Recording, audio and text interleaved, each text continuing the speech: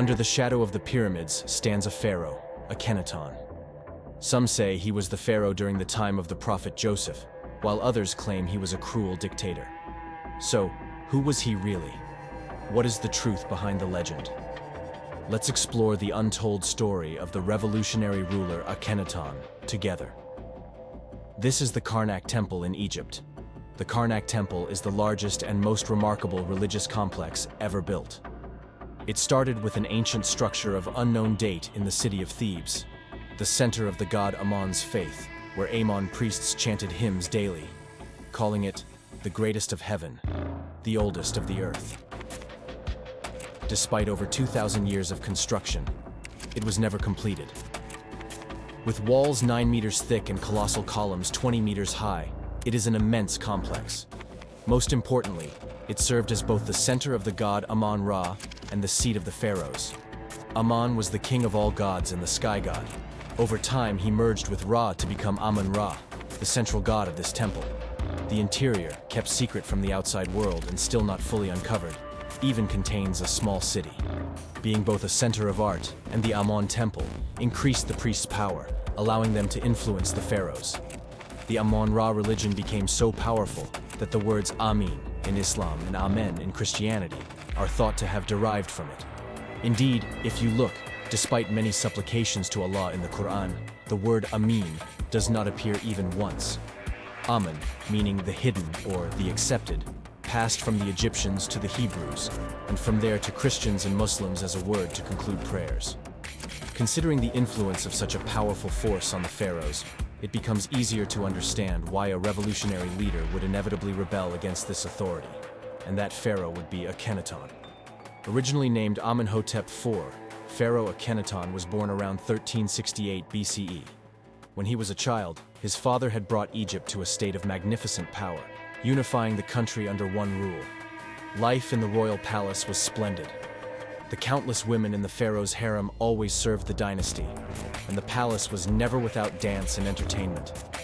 Pharaohs, possessing immense power, were considered the earthly manifestations of unquestionable divine authority. However, there was a power they needed to be wary of: the Amun priests. With undeniable influence over both the people and the treasury, dealing with them was no easy task. These people were not to be trifled with. But for Akhenaten, some things needed to change. He was determined to rid himself of the chaos created by all these gods and the influence of priests in governance. In the 5th year of his reign, he and his followers moved far from the center, the city of Thebes, to Amarna, to establish a new city. His dream was to create a prosperous city dedicated to his own god. With this immense desire for change, he had the following inscription placed at the city's boundary: "Without being directed by a noble, my father, the god Aten, commanded me to build this for him." This plan would shake the foundations of the ancient Egyptian kingdom. Akhenaten ordered the destruction of Amun temples across the country. This was seen as complete madness by the people. Imagine the current pope destroying the Vatican. It was madness of that magnitude. Yet the people followed the pharaoh, who held absolute power and authority, to Amarna and began building the city. They were all there to worship the god Aten. But this dream did not last long. The country entered a decade-long series of death and destruction. The destruction and armies engaged in bloody battles across Egypt, with assassinations and massacres occurring one after another. Peace and tranquility in Egypt had ended, replaced by blood and pain. Finally, the city of Amarna was completely abandoned 20 years after its establishment. Why did Akhenaten fail? And, as claimed, did Akhenaten believe in a single god and live during the time of the prophet Joseph? Many of your dreams may be shattered, but the truth is quite different. The god Aten that Akhenaten believed in was not Allah as we perceive, but rather the sun itself. Aten had been one of the gods in the Egyptian pantheon since the 2000s BCE and had long been gaining popularity. Until then, Aten had been defined as the sun disk, but by then, he had surpassed other gods. We frequently see this in the hymns Akhenaten wrote to the god Aten. "Though you are far away, your rays are on the earth. Though you are in men's faces, your footprints are unseen." Ultimately, everyone had to serve Akhenaten as well, because he saw himself as the incarnate form of Aten. The primary purpose of Aten, creating the universe, was actually to create Akhenaten. Divine revelation and knowledge were exclusively for Akhenaten and his wife Nefertiti, and it was up to him to disclose divine knowledge. From this perspective, it is thought that Akhenaten's approach influenced the approach to Jesus Christ in Christianity. Finally, when Akhenaten speaks of the god Aten, he says, "My Father." Similarly, in the Bible, Jesus refers to God as "my Father." Akhenaten believed in the sun and identified himself with it. Likewise, sun halos have even entered into church art depictions of Jesus. It is believed that various sun gods from the Egyptian pantheon also influenced the belief in Jesus. Another divine hymn that Akhenaten wrote to the sun is as follows: "You appear on the horizon of the heavens, how beautiful you are. O Aten, the essence of life, when you rise on the horizon of the east, you fill the whole land with your beauty." Moreover, Akhenaten had a colossal temple built for the god Aten in the city of Amarna. This temple, measuring 760 meters by 275 meters, was one of the largest temples in all of Egypt. Its roof was open, designed for the rays of Aten, or the sun, to shine upon it. Clearly visible, the temple had thousands of altar stones. Every morning, accompanied by hymns, hundreds of tons of meat, fruits, vegetables, and wine were placed on these altar stones, and the sacred rays of the sun would decay these offerings, absorbing their essence. Archaeologists, though imagining that with such an immense amount of food offerings to the god, the people would live in prosperity and abundance, the bones excavated in Amarna reveal the horrifying reality of despotism.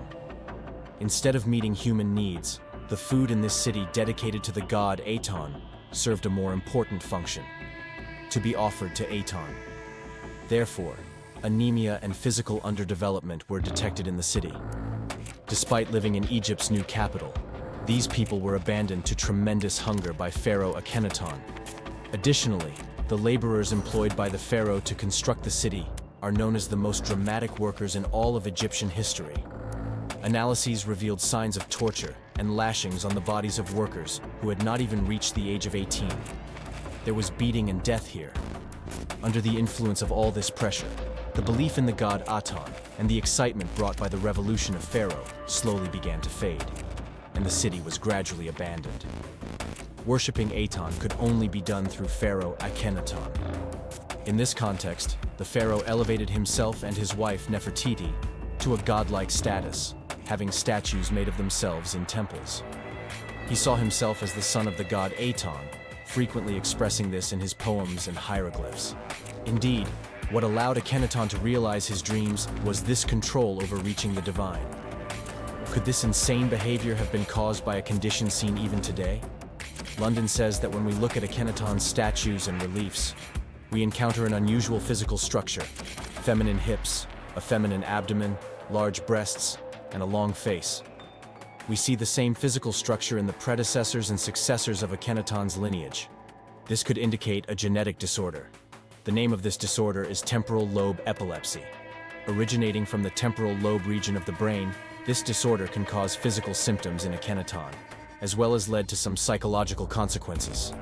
These patients can be extremely religious and see themselves in a structure resembling God.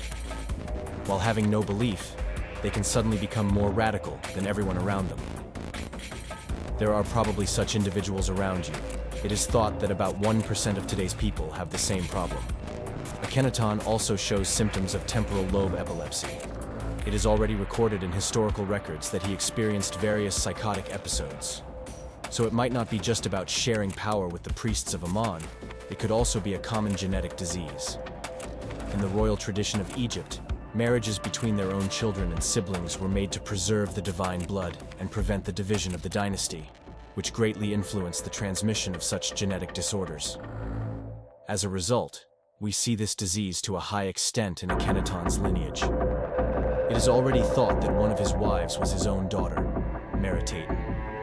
We can access information about him from the correspondence he had with various state leaders, which has reached us as the Amarna letters. I apologize for shattering your perception of Akhenaten caused by a series completely disconnected from history. like the TV series Joseph. However, you are interpreting history with a series. Akhenaten died under suspicious circumstances in 1332 BC and was mummified in a tomb dedicated to Aten in Amarna, according to his own will. After a while, his mummy was removed from its coffin by his already powerful rivals and taken into obscurity forever. Perhaps we will never know where he is. Many of the works he commissioned were destroyed. His name was erased from the dynasty list, and he was cursed. There is one more person we lost track of after him. Nefertiti, one of the most powerful and mysterious women in Egypt. Even the meaning of her name is the arrival of beauty. In the hieroglyphs written for her, she is described as beautiful-faced, the Lady of Happiness, and the beloved of the pharaoh and his first wife. What happened to Nefertiti? We do not know how she disappeared. Nefertiti's body awaits to be awakened from eternal slumber beneath the hot sands of Egypt. Her tomb has been found in the valley, and it's been determined that she was killed by a blunt object to her head, although we don't have definitive evidence. Research continues with various theories, but the most significant artifact associated with her, symbolizing all ancient women, is the bust of Nefertiti currently exhibited in Berlin. In the time leading up to Akhenaten's death, many members of the royal family had begun reconnecting with the belief in Amun-Ra. The people of Amarna, who had accompanied the pharaoh on his journey, had never fully embraced the Aten belief. Excavations in the worker villages of Amarna have revealed figurines of other Egyptian gods in nearly every home. Even Tutankhamun, Akhenaten's own son, took on the name Tutankhamun, meaning the living image of Amun, shortly after becoming pharaoh, restoring Amun-Ra temples and bringing back the old religion, which earned him hero status among the people. Akhenaten, on the other hand, went down in history as the eternal enemy of Egypt. Aside from Akhenaten's despotic character and his unconventional beliefs for the time, art flourished during his reign in Egypt. The sculptures commissioned by Akhenaten displayed great realism, providing clearer depictions of at least some of the pharaohs of Egypt. Yet, the story of one pharaoh disappeared under the sands of Egypt along with the pyramids. What should our feelings be towards him? I have no clue, but history has narrated the deeds of great individuals to us in one way or another. Their beliefs and whether they were good people or not matter little from a historical perspective. Akhenaten was one of them, a despot, a dictator, a man who worshipped the sun.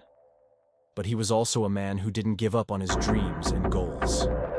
If we listen to the story of a man who lived thousands of years ago and it still resonates with us today, then he deserves our respect. Don't forget to subscribe to my channel and follow me on Instagram. Until next time.